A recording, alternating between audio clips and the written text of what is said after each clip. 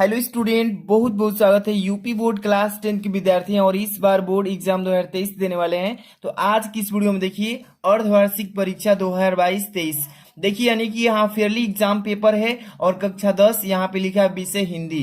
ठीक है ना। ये पेपर जो है इस वीडियो में हम इसका full solution A to Z questions का बताने वाले हैं। वो भी देखिए ओमर शीट जो भरना है, कैसे फिलअप करना है, और ओमर शीट पर जो 20 मल्टीपल क्वेश्चंस होते हैं कैसे फिलअप करना है, और यहाँ पे बोर्ड एग्जाम में इसको कैसे अच्छे से लिखना है ताकि एक भी नंबर न कटे। तो आज की वीडियो को पूरा देखिएगा और वीडियो को तुरंत लाइक कर दीजिए, चैनल पर सब्सक्राइब जरूर कर लेना, क्योंकि ऑल सब्जेक्ट का हाफ ईयरली एग्जाम पेपर और most important chapter wise questions यहाँ पर आपको मिलने वाला है। तो वीडियो को तुरंत लाइक करके अंत तक बने रहिए। ठीक है, चलिए सबसे पहले आप देख सकते हैं यहाँ पे ये जो पेपर है कक्षा 10 विषय हिंदी लिखा है और समय 3 घंटे दिया गया है इसमें, और पूर्णांक 70 मार्क्स का। ठीक है, आप तो जान ही गए होंगे। इसमें सबसे पहला देखिए नोट में लिखा है कि सभी प्रश्न करना अनिवार्य, यानी कि एक भी क्वेश्चंस को आपको छोड़ना नहीं है, यानी कि सब कुछ करना है एक A to Z क्वेश्चंस को।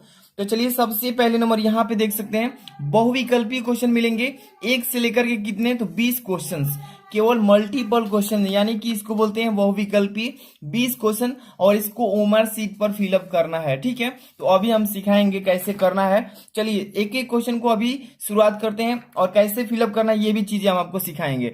देखिए सबसे पहला क्वेश्चन इसमें दिया है कि आधुनिक युग की मीरा किसे कहते हैं। 4 ऑप्शंस दिए रहेंगे, इसमें से कोई एक सत्य होगा। ठीक है, आधुनिक युग की मीरा किससे कहते हैं, सुभद्रा कुमारी चौहान, महादेव वर्मा, मीराबाई, देखिए यहाँ पर ममता कालिया। तो इसमें से देखिए जो बी नंबर ऑप्शन है यानी कि महादेव वर्मा, ये जो है आधुनिक काल की मीरा कहा जाता है इन्हीं को।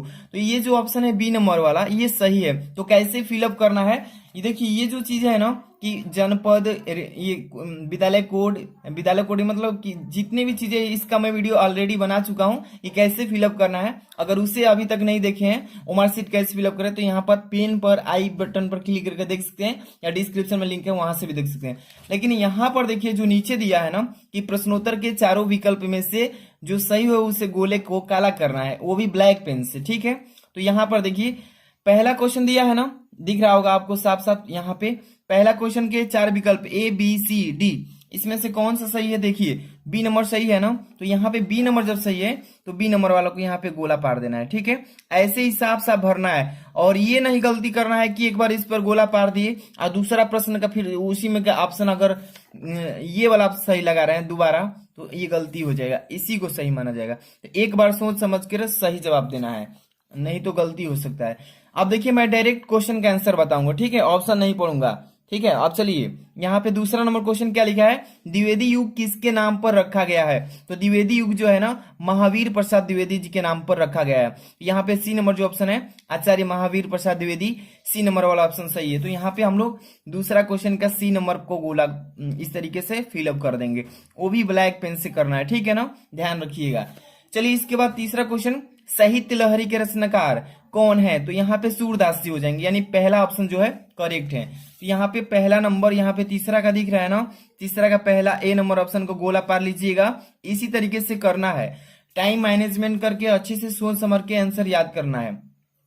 4 नंबर देखिए क्वेश्चन क्या बोला इसमें कि पृथ्वीराज रासो के रचनाकार कौन है। तो यहाँ पे 4 नंबर का चंद्रवरदाई, यहाँ पे पहला जो ऑप्शन है यही हो जाएगा इसका करेक्ट आंसर, यानी कि चौथा का पहला ऑप्शन है ये हो जाएगा इसका करेक्ट आंसर। ठीक है, इसके बाद अगला क्वेश्चन देखिएगा 5 नंबर, लिखा है कि मालिक मोहम्मद जैसी कृत्य पद्मावत किस भाषा में लिखा गया है। तो इसका करेक्ट आंसर आपको मैं बताता हूं अवधी भाषा में, यानी पहला ए नंबर जो है ये करेक्ट हो जाएगा। तो इस तरीके से यहाँ पे फिलअप कर देंगे। तो यहाँ पे मैंने 5 क्वेश्चन को भरकर सिखा दिया, अब आप आराम से कर लेंगे कोई भी 20 क्वेश्चन को ऑब्जेक्टिव वाला को। ठीक है, चलिए अब फटाफट से करेंगे बहुविकल्पी।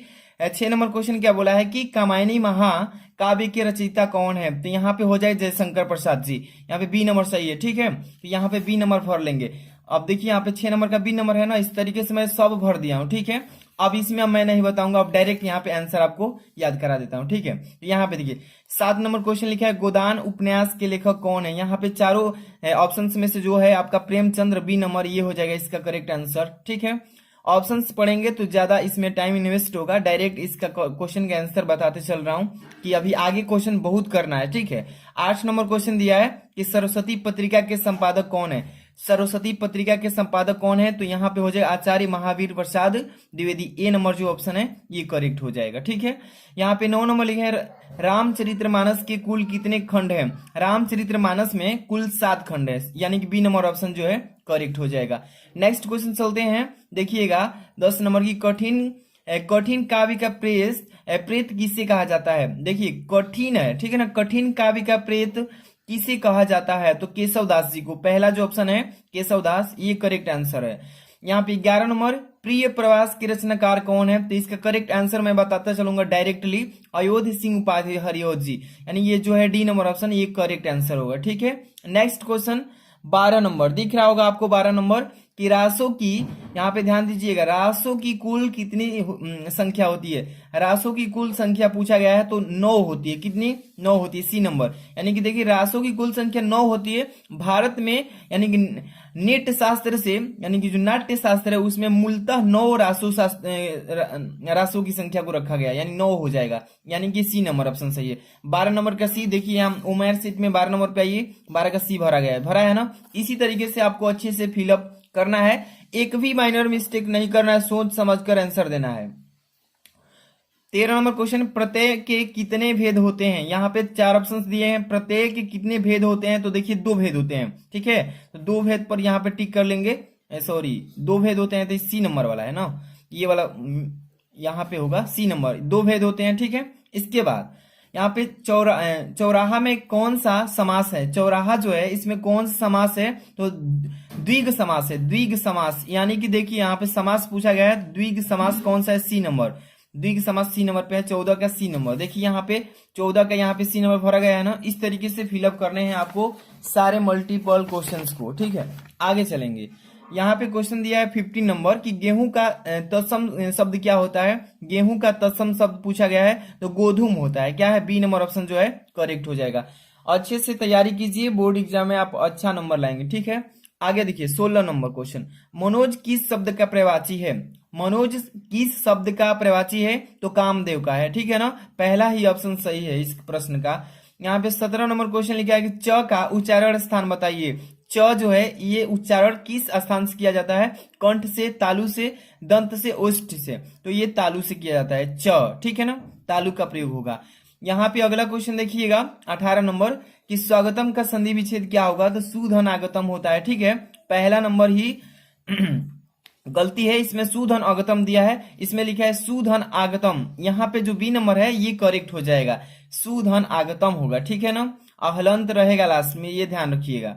19 नंबर क्वेश्चन पूछा है कि हिंदी में वचन कितने प्रकार के होते हैं? तो हिंदी में देखिए वचन 2 प्रकार के होते हैं। हिंदी में कितने वचन होते हैं? 2, एक वचन एंड द्विवचन। ठीक है, ये पहला ही ऑप्शन सही है। नेक्स्ट क्वेश्चन चलेंगे, इसमें क्या लिखा है कि रस संप्रदाय के प्रवर्तक आचार्य कौन है? तो देखिए रस संप्रदाय के प्रवर्तक जो हैं वो आचार्य भरत जी हैं। कौन है? आचार्य भरत मुनि जी हैं। ये बी नंबर जो है ऑप्शन करेक्ट होगा। देखिए टोटल मैंने 20 ऑब्जेक्टिव क्वेश्चन कराया है और सभी का यहाँ पे टिक भी कर दिया आंसर क्वेश्चन का। ठीक है, सभी का सही सही, और यहाँ पे गोला का फिगर भी बना करके कलर कर लेना है, ब्लैक पेन का यूज करना है। अब हम चलेंगे नेक्स्ट क्वेश्चन, जो कि बोर्ड एग्जाम में आपको ये ओएमआर सीट पर 20 ही क्वेश्चन करना है, बस 20 question multiple question. OMR sheet का काम खत्म, अब आपको रिटन में करना है, यानी लिखित में। अब चलेंगे नेक्स्ट क्वेश्चन से, ध्यान दीजिएगा, एक एक क्वेश्चन आप लोगों के लिए महत्वपूर्ण है। अगर आप बोर्ड एग्जाम देने वाले हैं तो समझिए कितना इंपॉर्टेंट से इसको तैयार किया जा रहा है। तो जितने भी बच्चे अभी तक वीडियो को लाइक नहीं किए, प्यारा सा लाइक कर देना, कमेंट करके बताना कैसी लगी वीडियो और किस टाइप की वीडियो आपको चाहिए क्लास 10 के, उसके अनुसार वीडियो बनाया जाएगा। ठीक है, चलिए यहाँ पर देखिए इस क्वेश्चन को अभी हम बता रहे हैं। यहाँ पे सेकंड नंबर क्वेश्चन से स्टार्ट हो रहा है, थोड़ा सा जूमिंग करेंगे इसको। देखिए क्वेश्चन क्या लिखा है इसमें, दूसरा नंबर क्वेश्चन लिखा है इसमें कि निम्नलिखित गद्यांश में से किसी एक के नीचे दिए गए प्रश्नों के उत्तर दीजिए। 4 नंबर का ये क्वेश्चन दिया गया है। ठीक है ना, नीचे दिया है गद्यांश ए नंबर और यहाँ पे दिया है बी नंबर, तो कोई एक ही करना है, जो आपको आ रहा होगा वो कर लीजिएगा। ठीक है ना, तो देखिए इसमें गद्यांश कोई एक को मैं सोल्यूशन करके भी बताऊंगा। इसमें पहला नंबर लिखा है कुसंग का जोर सबसे भयानक होता है, यह केवल नीति और सद्वृत्ति का ही नाश करता है बल्कि बुद्धि का भी क्षय करता है। ठीक है ना, किसी युवा पुरुष की संगति यदि बुरी होगी तो वह उसके पैरों में बंधी चक्की के समान होगी। ठीक है ना, जो उसे दिन दिन यानी कि प्रतिदिन कह सकते हैं, दिन दिन अवनति के गड्ढे में गिराती जाएगी। अवनति मतलब होता है उन्नति से पीछे, मतलब कि आगे न बढ़ करके पीछे घटना, ठीक है, उसी को अवनति कहते हैं। और यदि अच्छी होगी तो सहारा देने वाली सुदृढ़ बहू के समान होगी, जो उसे निरंतर उन्नति की ओर उठाती जाएगी। जैसे इस गद्यांश को आपने पढ़ा होगा, आपको मालूम चल गया होगा किस चैप्टर से इसको दिया गया है, और इसी गद्यांश में आपको क्वेश्चन भी पूछे जाएंगे। देखिए किस तरीके से क्या लिखा है कि उपर्युक्त गद्यांश का संदर्भ लिखिए कि किस चैप्टर से ये गद्यांश दिया गया है, इसका संदर्भ लिखिएगा और इसमें रेखांकित अंश की व्याख्या कीजिए। इसका मतलब जो ये नीचे अंडरलाइन किया है ना, अंडरलाइन जो किया है, इसका भाव क्या कह रहा है, इसको व्याख्या के रूप में कीजिए, उत्तर लिखिए। और यहाँ पे सी नंबर, कुसंग का मानव के जीवन पर क्या प्रभाव पड़ता है। तो इसको आप जैसे ही गद्यांश पढ़े होंगे आपको तो मालूम चल गया होगा किस चैप्टर से ये गद्यांश दिया गया है, उसके अनुसार आप संदर्भ लिख लेंगे आसानी से। 2 नंबर का काम क्लियर। और इसी गद्यांश में से ये तीसरा का आप लिख लेंगे प्रश्न का जवाब कि कुसंग का मानव के जीवन पर क्या प्रभाव पड़ता है। चलिए इसको ही सॉल्व कर देता हूं। अगर वो आपको नहीं आ रहा होगा तो नीचे भी दिया है बी नंबर, इसको भी कर सकते हैं। कोई एथी मतलब इसमें एथी नहीं है कि एक ही करना है, मतलब दोनों करना है। यह केवल एक काव्य की भावना नहीं है, तो आप जो भी करना चाहते हैं कर सकते हैं। तो मैं पहला को ही कर देता हूं, ए नंबर कुसंग का ज्वर। सबसे पहले गद्यांश को हल करने का तरीका बताता हूं कि कैसे करना है। चलिए सबसे पहले आपको यहाँ पे प्रश्नोत्तर संख्या दूसरा का ए, ठीक है, दिख रहा होगा आपको, प्रश्नोत्तर संख्या दूसरा का ए कर रहे हैं तो ऐसे ही डालकर अंडरलाइन कर लीजिएगा अच्छे से। अब ये मेन बात आती है कि 2 गद्यांश इसमें दिए गए हैं, तो आप कौन सा गद्यांश सॉल्व किए हैं एग्जामिनर को पता होना चाहिए, जो कॉपी चेक करता है। तो यहाँ पे संकेत के रूप में जब डाल देंगे तो एग्जामिनर आसानी से जांच ले, मतलब समझ लेगा और आसानी से आगे बढ़ेगा जांच करके। तो यहाँ पे संकेत डालते हैं, देखिए हेडिंग डाले हैं संकेत, थोड़ा सा छोटा कर, देखिए यहाँ पे संकेत डाल देंगे, संकेत ब्लैक पेन से डालेंगे। और क्या लिखना है संकेत में, शुरू से 2-3 वर्ड उठाएंगे, जैसे कि कुसंग का जोर, ठीक है, कुसंग का जोर, बीच में डाट डाट करके और लास्ट में से इसी गद्यांश का और उठाती जाएगी, यहाँ पे लिख देंगे, ठीक है। इससे क्या मालूम चलता है, जो एग्जामिनर होता है कॉपी चेक करने वाला आसानी से समझ लेगा कौन सा सोल्यूशन गद्यांश किया गया है इसमें, ठीक है। इतना क्लियर हो गया। अब देखिए, अब इसमें पहला क्वेश्चन पूछा है कि उपर्युक्त गद्यांश का संदर्भ लिखिए। तो यहाँ पे ए नंबर लिखेंगे, संदर्भ हेडिंग डालेंगे, तब जाके इस गद्यांश के संदर्भ लिखेंगे। क्या लिखेंगे कि देखिए प्रस्तुत गद्यांश हमारी पाठ्य पुस्तक के गद्य खंड। अब मेन बात आती है कि इसमें ब्लैक पेन का यूज कहाँ कहाँ पे करना है ताकि जो है अच्छा नंबर मिले, नहीं तो एक ही पेन से लिख देंगे तो यहाँ पे थोड़ा सा डिस्टर्ब हो जाएगा। अच्छे से लिखिएगा, प्रस्तुत गद्यांश हमारी पाठ्य पुस्तक के गद्य खंड। देखिए तो यहाँ पे इसको ब्लैक पेन का यूज किया गया, गद्य खंड, किस खंड से, तो गद्यांश से लिया गया है, तो इसलिए गद्य खंड में संकलित किस चैप्टर से, तो मित्रता नामक पाठ से लिया गया है। तो ये आपको मित्रता जो है इसको ब्लैक पेन से लिखना है। इसके बाद इसके लेखक जो है आचार्य रामचंद्र शुक्ल जी हैं, ठीक है। इतना हो जाएगा इसका संदर्भ, अच्छे से लिखिएगा, साफ से, एक भी नंबर नहीं कटने वाला है। इसके बाद पूछा है कि रेखांकित अंश की व्याख्या कीजिए। तो रेखांकित अंश पूरा, ये तो गद्यांश को ही, पूरा गद्यांश को ही अंडरलाइन कर दिया, यहां तक जाएगी तब। तो कुसंग का जोर सबसे भयानक होता है, यह केवल नीति और सद्वृत्ति का ही नाश करता है, बल्कि बुद्धि का भी क्षय करता है। किसी युवा पुरुष की संगति यदि बुरी होगी तो वह उसके पैरों में बंधी चक्की के समान होगी, जो उसे दिन दिन यानी प्रतिदिन अवनति के गड्ढे में गिराती जाएगी। तो इस अंडरलाइन का पूरा रेखांकित अंश का व्याख्या करना है। चलिए यहाँ पे हेडिंग बनाइएगा रेखांकित अंश, क्योंकि 2 नंबर पे है तो क्लियर याद होना चाहिए। 2 नंबर यहाँ पे बी नंबर डालेंगे और रेखांकित अंश की व्याख्या ऐसे अच्छे से डालेंगे। लिखेंगे आचार्य शुक्ल जी कहते हैं कि मानव जीवन पर संगति का प्रभाव, मानव जीवन पर संगति का प्रभाव मतलब जिसके साथ आप रहेंगे वैसा ही आप में भी गुण आने लगता है। तो वही कह रहा है कि आचार्य शुक्ल जी कहते हैं कि मानव जीवन पर संगति का प्रभाव सबसे अधिक पड़ता है, मतलब कि जिसके साथ आप रहेंगे उसका गुण भी आप में धीरे धीरे आने लगता है, वही कह रहा है। अब देखिए कह रहा है इसमें कि बुरे और दुष्ट लोगों की संगति घातक बुखार की तरह हानिकारक होती है। अब देखिए जिस प्रकार भयानक ज्वर देखिए जिस प्रकार भयानक ज्वर व्यक्ति की संपूर्ण शक्ति व स्वस्थ को नष्ट कर देती है तथा कभी कभी रोगी के प्राण भी ले लेती है, ठीक उसी प्रकार यह भी है। ठीक उसी प्रकार बुरी संगति में पड़े हुए व्यक्ति की बुद्धि, विवेक, सदाचार, नैतिकता व सभी सद्गुण नष्ट हो जाते हैं धीरे धीरे। अब देखिए, तथा वह उचित अनुचित, मतलब क्या उचित है क्या अनुचित है, वह अच्छे बुरे का विवेक भी खोज देता है, मतलब कि सारा बुद्धि समाप्त हो जाता है। मानव जीवन पर युवा अवस्था सबसे महत्वपूर्ण अवस्था होती है, मतलब मनुष्य जीवन काल में युवा जो अवस्था होती है वो सबसे महत्वपूर्ण वही होती है, उसी में कार्य को समझदारी से किया जाता है। वही लिखा है कि कुसंगति किसी भी युवा पुरुष की सारी व्यक्ति के पैर में बंधा हुआ भारी पत्थर उसके आगे नहीं बढ़ते हैं। उसी प्रकार, ठीक, यहाँ पे थोड़ा सा और लिख लेंगे क्योंकि पूरा अंडरलाइन का व्याख्या करने के लिए बोला है। तो देखिए, बल्कि उसकी गति को अवरोध करता है, यानी आगे बढ़ने नहीं देता उसको। अब देखिए, उसी प्रकार कुसंगति भी हमारे विकास व उन्नति के मार्ग को अवरोध करके, यानी रोक करके अवनति व पतन की ओर धकेलता जाता है, ठीक है ना, यानी विनाश की रास्ते लेकर जाने लगता है, वही कह रहा है। तथा दिन प्रतिदिन विनाश की ओर अग्रसर करता है, बढ़ता जाता है। दूसरी ओर यदि युवा व्यक्ति की संगति अच्छी होगी तो वह उसको सहारा देने वाले व्यक्ति की भुजा पकड़कर उठती मतलब उठा देती है, उठती आगे बढ़ा देती है, वही कर रहा है। तथा सहारा देकर खड़ा कर देती है और उन्नति के मार्ग पर अग्रसर कर देती है, मतलब आगे बढ़ा देती है। तो ये रहा आपका पूरा गद्यांश का ये रेखांकित अंश की व्याख्या। इसमें एक और क्वेश्चन बोला है कि कुसंग का मानव के जीवन पर क्या प्रभाव पड़ता है, बताइए।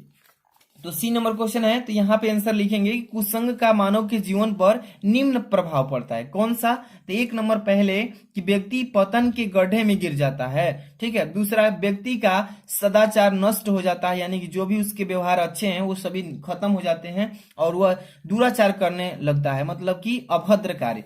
इसके बाद तीसरा है कि व्यक्ति की बुद्धि विवेक का नाश हो जाता है। तो ये सभी हैं जो मानव जीवन पर क्या पड़ता है, कुसंगति का असर प्रभाव पड़ता है। तो इसमें से एक गद्यांश मैंने सॉल्यूशन करा दिया, आप एक को जो भी आए आप एक ही करिएगा बोर्ड एग्जाम में। अब अगला क्वेश्चन देखिए, इसमें 3 नंबर क्या बोला है कि निम्नलिखित पद्यांशों में से किसी एक का संदर्भ सहित व्याख्या कीजिए। तो इसका मतलब कि संदर्भ लिखिएगा, प्रसंग भी लिखिएगा, लास्ट में उसकी व्याख्या भी कीजिए, तब जाकर के 4 नंबर यहाँ पे दिया है, लेकिन बोर्ड एग्जाम में 6 मार्क्स मिलता है, ठीक है।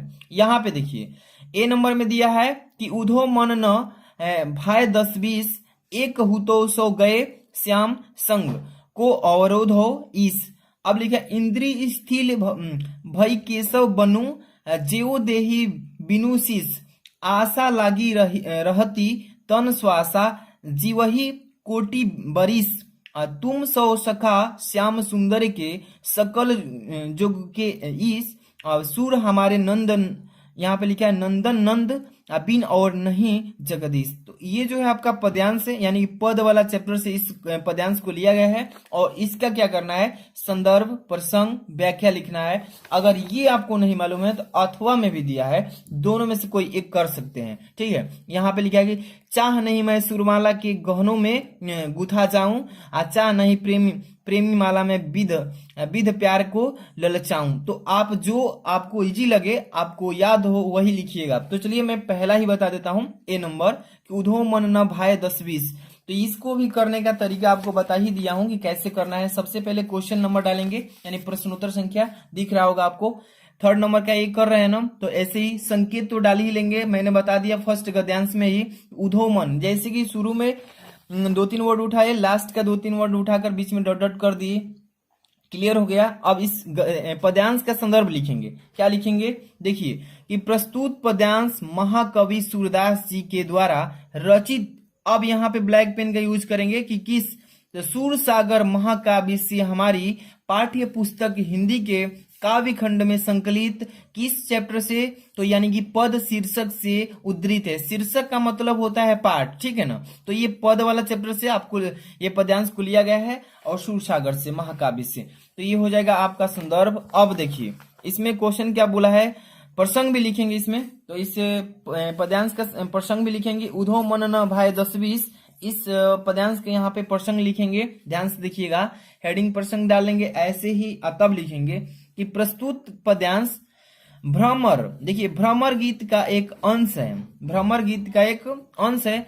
श्री कृष्ण मथुरा चले जाते हैं, श्री कृष्ण जी जो है मथुरा चले जाते हैं और गोपिया को उनको याद कर करके अत्यंत व्याकुल हैं।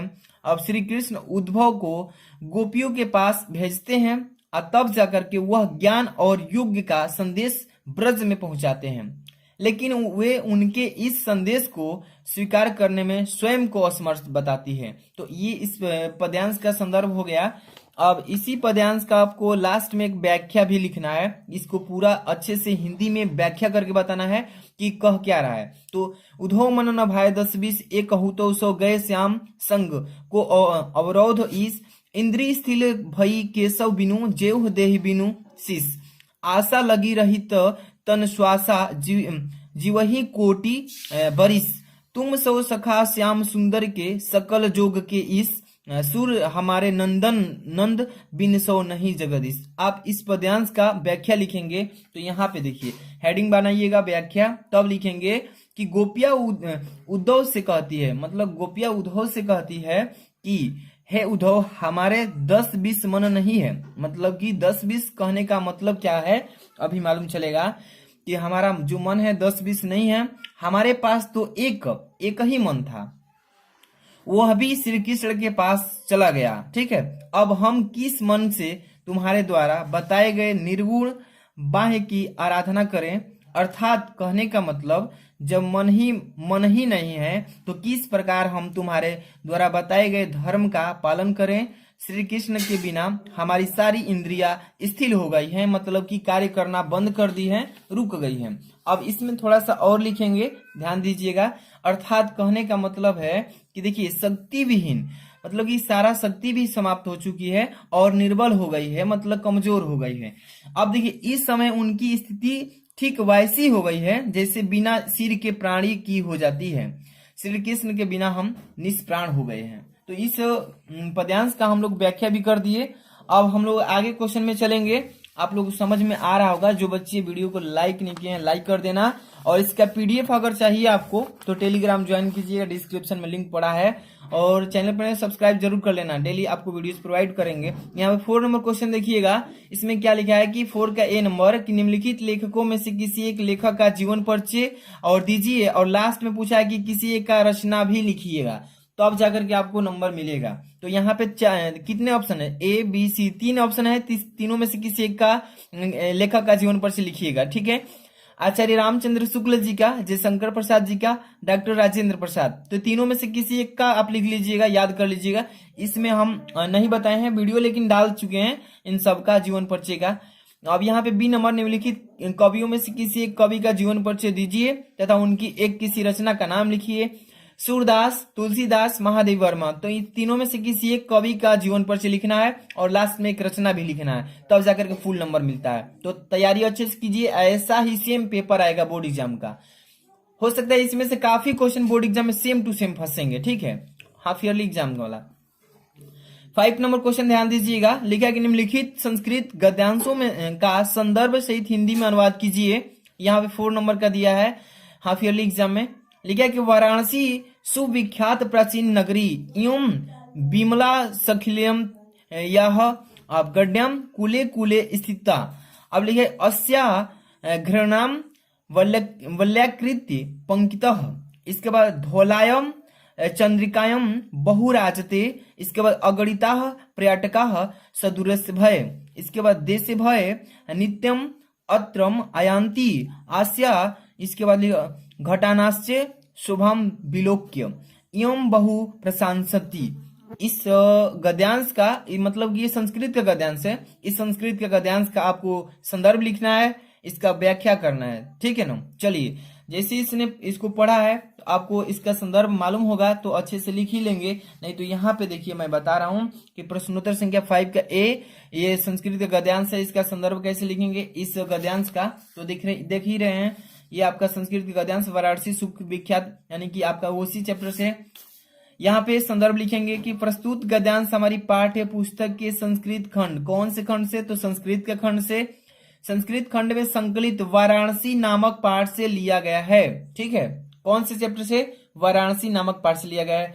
अब चलेंगे इसका अनुवाद करने, तो इस पूरे गद्यांश को अच्छे से पढ़े होंगे तभी आप इसका अर्थ समझेंगे संस्कृत का हिंदी में, तभी अनुवाद कर पाएंगे, नहीं तो मुश्किल है।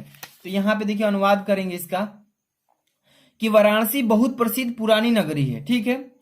यह स्वच्छ व पावन जल की लहरों वाली गंगा के किनारे पर स्थित है, ठीक है। वाराणसी की बात की जा रही है, जो उत्तर प्रदेश में है वाराणसी है, जो वहां पे गंगा नदी भी बहती है, पावन नदी, जो ये वाराणसी उसी के किनारे पर स्थित है। इसके घाटों की घुमावदार आकार वाली कतारें उज्जवल चंद्रमा की सफेद चांदनी में बहुत ही सुंदर लगती है। यहाँ प्रतिदिन दूर दूर से अनेक पर्यटक आते हैं, यानी कि पर्यटक मतलब तीर्थ यात्री, घूमने के लिए, देखने के लिए, दर्शन के लिए, और इसके घाटों का सौंदर्य देखकर इसकी अत्यधिक प्रशंसा करते हैं। तो ये जो रहा आपका पद्यांश गद्यांश संस्कृत का, इसका हम लोग अभी इसका व्याख्या भी कर चुके हैं। ऐसे ही अच्छे से बोर्ड एग्जाम में आपको लिखना है, एक भी नंबर नहीं कटेगा। अब चलेंगे नेक्स्ट क्वेश्चन पे। यहाँ पे बी नंबर दिया है, तो ध्यान दीजिएगा। आपको यहाँ पे इसका ये आपका है बंधनम मरणम वापी जीवो वापी पराजयम। इसके बाद उभयत्र सोम विरह वीर भावो ही वीरता। तो ये आपका पद्यांश है, ठीक है, संस्कृत का। इसका भी संदर्भ इसके बाद व्याख्या करना है, लेकिन मैं इसमें नहीं बताया हूं, ठीक है। आप इसको अच्छे से तैयार कर लीजिए, बहुत छोटा है, 2-4 लाइन में अच्छे से तैयार कर लेंगे। आगे चलेंगे क्वेश्चन यहाँ पे 6 नंबर का ए नंबर। अपनी पाठ्य पुस्तक के कंठस्थ किया हुआ कोई एक श्लोक लिखिए जो इस प्रश्न पत्र में न आया हो। कहने का मतलब है इस पेपर में जो श्लोक नहीं आया हो संस्कृत वाला, वो छोड़ करके, मतलब जो आया हो उसको छोड़ करके, जो न आया हो वो आप इसमें श्लोक लिख लीजिएगा। आप तो जान ही रहे हैं, 2 लाइन का 4 लाइन का श्लोक कोई अच्छा सा जो याद होगा अच्छे से लिख करके इसमें 3 नंबर अचीव कर सकते हैं श्लोक, ठीक है। अब बी नंबर में दिया है निम्नलिखित में से किन्हीं 2 प्रश्नों का उत्तर संस्कृत में दीजिए। यहाँ पे संस्कृत में उत्तर देना है। वाराणसी कस्यम भाषायम केंद्रम अस्ति, ठीक है। अब यहाँ पे दूसरा लिखा अलछेन्द्र कह आसित। यहाँ पे विरह केन पूज्यते चंद्रशेखर कह आसित। तो इसमें से किसी 2 का संस्कृत का हिंदी में उत्तर देना है, ठीक है, प्रश्न का। तो आप दे लीजिएगा, इसका मैं सोल्यूशन नहीं बताया हूं इसमें। आगे चलिए, यहाँ पे 7 नंबर का करुण अथवा हास्य रस की परिभाषा उदाहरण के साथ में दीजिए। उपमा अथवा उत्प्रेक्षा अलंकार का परिभाषा उदाहरण से इसमें भी देना है। रोला अथवा सोरठा छंद की परिभाषा। तो इन सारे टॉपिक्स का मैं वीडियो ऑलरेडी बना चुका हूं, यानी पहले से ही, और वीडियो डाल भी दिया हूं। तो आप लोग जाकर के सर्च कीजिएगा, हिंदी इंपॉर्टेंट, यहाँ पे करुण हास्य रस क्लास 10th सबसे पहले देखने को मिलेगा, ठीक है। यूट्यूब स्टडी सबसे पहले डाल लीजिएगा। तो इसका सोल्यूशन मैं बना चुका हूं और बहुत बच्चे इसको तैयारी भी कर चुके होंगे, ठीक है। यहाँ पे 8 नंबर, निम्न उपसर्गों में से किन्हीं 3 के मेल में से एक एक शब्द बनाइए। यहाँ पे ABCDEF यानी कि 6 दिया है, 6 में से किसी 3 ही को हल करना है और यहाँ पे 3 को छोड़ देना है। ये ध्यान में रखना है, ये नहीं कि लगातार आप करते जाइएगा, तो ये गलती आपको बोर्ड एग्जाम में नहीं करने हैं, ठीक है। चलिए इसका सोल्यूशन बताता हूँ। देखिए यहाँ पे सबसे पहले लिखा उपसर्ग का मतलब क्या होता है। जो वर्ड दिया है यहाँ पे इस वर्ड में कोई ऐसा नया वर्ड जोड़ दीजिए कि जोड़ने के बाद भी एक नया शब्द बने और उस शब्द का कुछ अर्थ हो, ठीक है। जैसे अ दिया है, अ लिखा है ना, तो इसमें हम अ अन अप अढ़ जोड़ देंगे, अनपढ़, ठीक है। तो ये एक नया शब्द बन गया और ये जो है इसका एक अर्थ भी बन रहा है, ठीक है। तो अनपढ़, जैसे यहाँ पे अनु लिखा है तो अनु में यहाँ पे करण कर देंगे तो अनुकरण हो जाएगा, या अनुसरण कर देंगे या अनुराग कर देंगे, ठीक है। तो समझ में आ रहा है ना, इसमें कोई नया शब्द बना करके नया वर्ड का निर्माण करके कुछ अर्थ निकलता हो, ठीक है। जिसी में सी में सह दिया है तो सहचर दिया है, सहकारी हो जाएगा या सदाचार होगा या सहमत हो जाएगा। मतलब इसी में कोई नया शब्द जोड़ के बना लेना, तो समझ में आ रहा होगा आपको। अप दिया है तो अपहरण हो जाएगा, औपचारिक हो जाएगा। अभी दिया है तो अभिमन्यु हो जाएगा, अभी धारणा हो जाएगा। यहाँ पे निर दिया है निर्धारण हो जाएगा। मतलब कि आपको एक बता दिया हूँ, सभी कर लेंगे, 3 ही करना है, लेकिन सब नहीं मत कीजिएगा, 3 करना है, ध्यान रखिएगा। यहाँ पे क्वेश्चन बी नंबर, निम्न प्रत्ययों में से किन्हीं 2 प्रत्ययों का प्रयोग करके एक एक का उदाहरण दीजिए। यहाँ पे प्रत्यय का मतलब क्या होता है, उपसर्ग तो समझ में आ रहा होगा आपको, लेकिन ये प्रत्यय है। प्रत्यय का मतलब क्या होता है, कोई ऐसा शब्द पढ़िए जो लास्ट में ये वाला वर्ड आता हो, ठीक है। जैसे अनेकता, कैसे लिख रहे हैं, अनेकता, तो लास्ट में ता आ रहा है, लेकिन यहाँ पे त लाना है। तो यहाँ पे क्या हो जाएगा, तो लाने के लिए क्या करेंगे, अनेक, अनेक में भी नहीं आ रहा है। देखिए यहाँ पे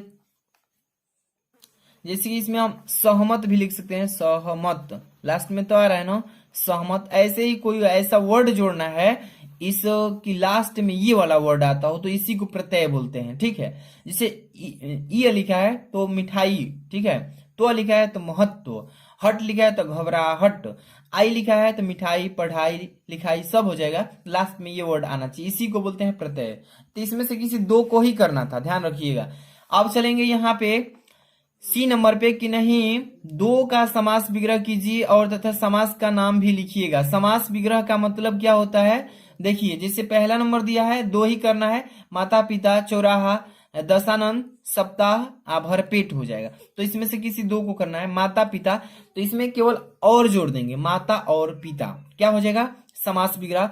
माता और पिता, इसका समास मतलब माता पिता का समास विग्रह माता और पिता होगा। कैसे लिखेंगे आप, देखिए माता और लिखेंगे और जोड़ देंगे बस यहाँ पे पिता लिखेंगे। और बोला है इसमें कि ये जो कर रहे हैं इस कौन सा समास से, समास का नाम भी बताइए। तो द्वंद्व समास से, कौन सा है, माता पिता में द्वंद्व समास लगता है। चौराहा, चौराहा का भी बता देता हूं चार राहों का समूह को चौराहा कहते हैं, ये भी द्विगु समास है, ठीक है। तो दो ही करना है, दो को बता दिया हूं।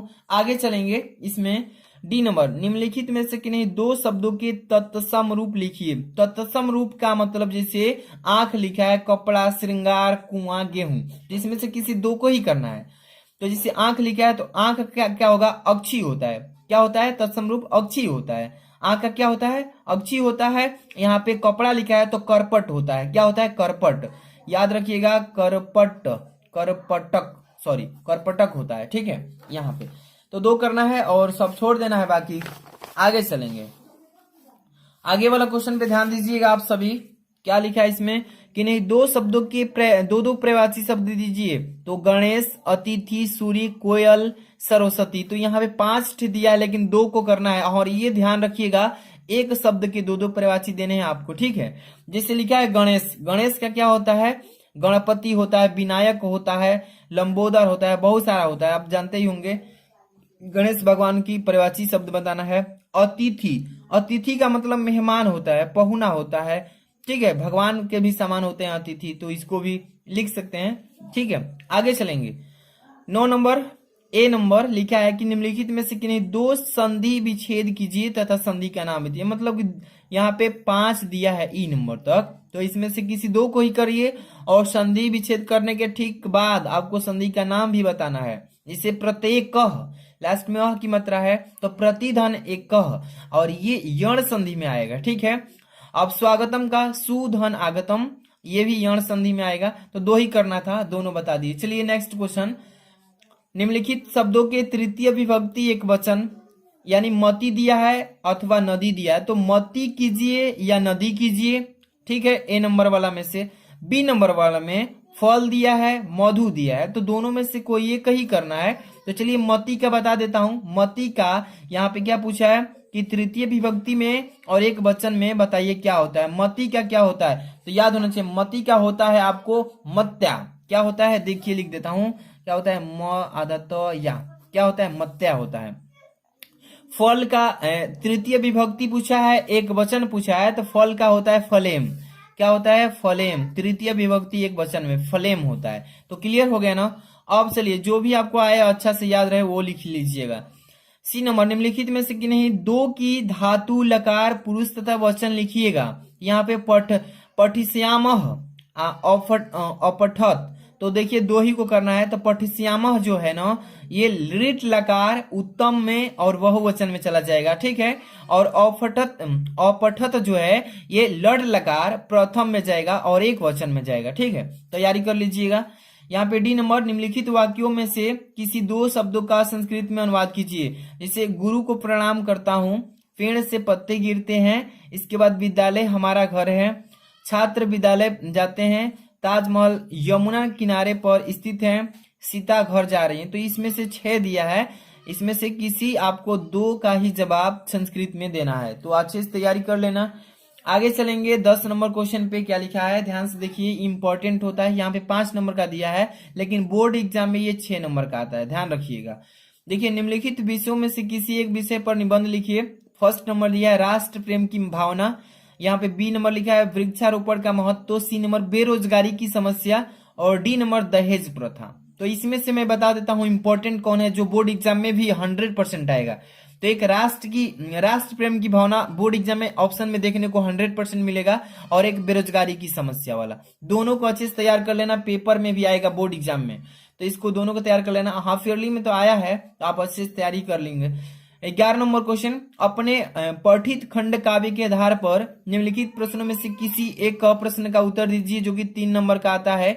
यहाँ पे देखिए ये जो क्वेश्चन है आपके जिलावार होता है, ठीक है। आप किस जिले से हैं, आप किस जिले से बिलोंग करते हैं, आप लोग के लिए अलग क्वेश्चन ये बना होगा। तो ठीक है, अच्छे से आप लोग जाके कमेंट बॉक्स में कमेंट कीजिए कि सर हम इस जिले से, आप लोगों के लिए इंपॉर्टेंट हम क्वेश्चन बता देंगे। 11 नंबर देखिए, जैसे कि बलिया जिला में आता है, कर्ण खंड काव्य के आधार पर कर्ण का चरित्र चित्रण कीजिए। कर्ण खंड काव्य के चतुर्थ स्वर का कथानक लिखिए, तो किसी एक को ही करना है, ठीक है। क्यों लिखा है ना, किसी एक का ही जवाब दीजिए, तो किसी एक को कीजिए, 3 नंबर का मिलता है। तो आपको उम्मीद है कि ये पूरा पेपर समझ में आ गया होगा, और ऐसे ही सारे पेपर का सोल्यूशन चाहते हैं अच्छे से पूरा बोर्ड एग्जाम की कॉपी पे ओएमआर शीट पर फिलअप करके, तो आपको क्या करना है, वीडियो को तुरंत लाइक, चैनल पर सब्सक्राइब और बेल आइकन जरूर प्रेस कर लीजिएगा, क्योंकि सबसे पहले आप वीडियो देखिए और तैयारी जबरदस्त कीजिए। मिलते हैं नेक्स्ट वीडियो में। Thanks for watching.